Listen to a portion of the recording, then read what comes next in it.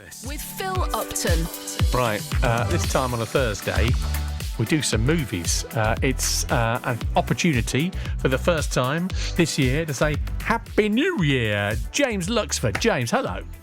Happy New Year. How was your Christmas and New Year in Stratford-upon-Avon? Yeah, it was very good, thank you. We've just, I think, like everyone, just pleased to the break and just celebrating. And it's always a lovely time of year in Stratford. Not quite as busy as it normally is in sort of the summer with tourists, etc. But still, with the Christmas lights and everything, it was a very good time.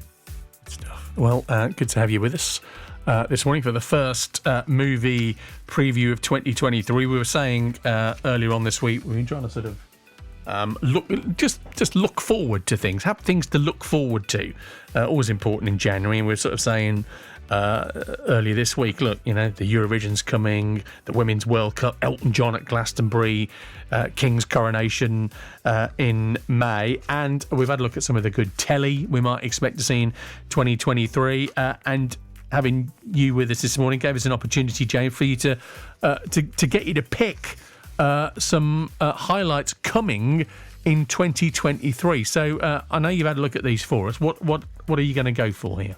Well, my first this week, I suppose they're all good. There's no bad or on demand this week. It's my first one is Barbie, out on July 21st. Margot Robbie stars in a comedy that invites us inside the world of the legendary doll. There have been dolls, but the dolls were always and forever baby dolls. Until...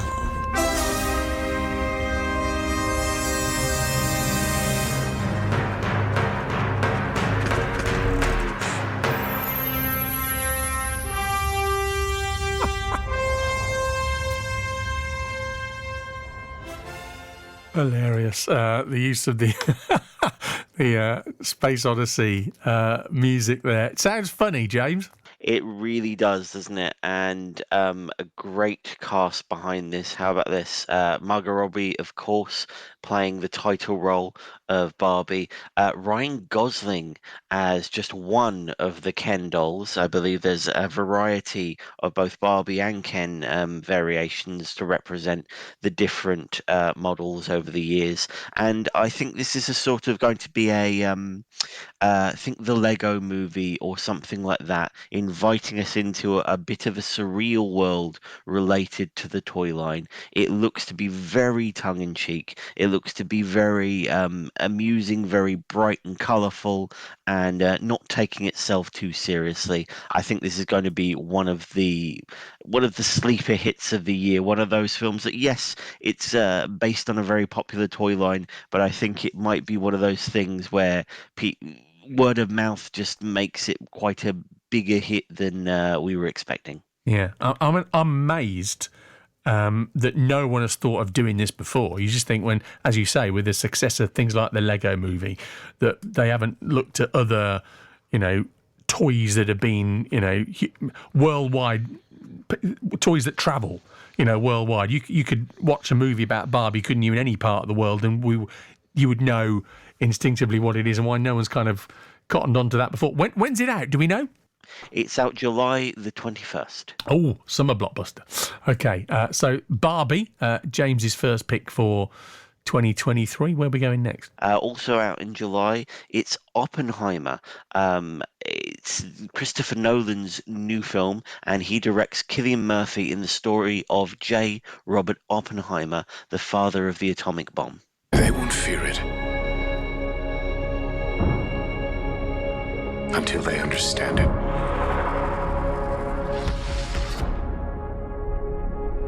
And they won't understand it until they've used it. Cillian Murphy, of course, who is probably better known for being Thomas Shelby in Peaky Blinders. Maybe a surprise choice for Christopher Nolan. Certainly this would make him, worldwide box office, wouldn't it, with this? Absolutely. Cillian Murphy has had small roles in Christopher Nolan movies before he was sort of the subject of the big heist in Inception. He was in all three of the Batman movies he directed as the Scarecrow, but he's never taken the lead in a movie of this magnitude before.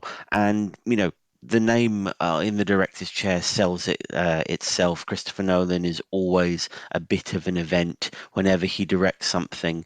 But how's this for a cast? Alongside Cillian Murphy is Robert Downey Jr., Emily Blunt, Matt Damon, Rami Malek, Florence Pugh. People are lining up to tell this story, and it is a fairly an infamous one, the creation of the atomic bomb, and a lot of jokes already on the internet, given that Christopher Nolan isn't fond of recreating things with special effects. How on earth he would make an atomic bomb test, but hopefully he embraces some CGI for that.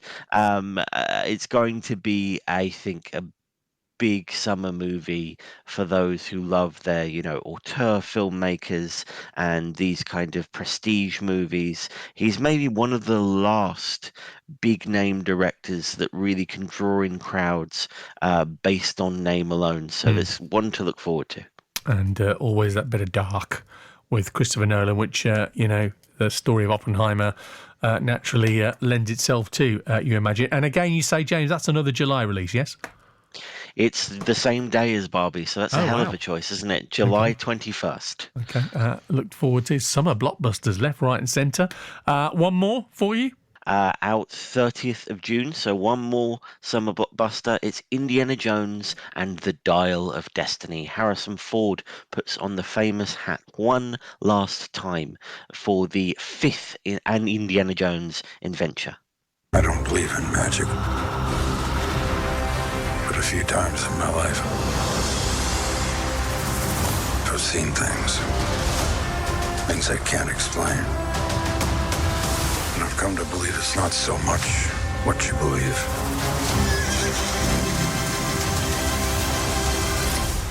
It's how hard you believe it. Okay. He's in his 70s now, of course. Big question marks over how he would do with all the various stunts and the hairing around that we associate with the Indiana Jones character. Does he look aged in this, or does he pull it off, James? He's more than in his 70s. He's just turned 80. So well ahead of even the late Sir Sean Connery, who played his father in The Last Crusade. I believe he was in his 60s when he played that. And so yes, it's going to be somewhat older than most of us remember in those original three films, and even in the 2008 fourth movie, Kingdom of the Crystal Skull, in which he was in his 60s. But he's still Harrison Ford. He's still Indiana Jones. It's a very evocative name and music and adventure for movie fans like me. So it's always going to be something that draws in the crowds. Of course, Harrison Ford came back as Han Solo a few years ago for the recent Star Wars films. That worked out reasonably well.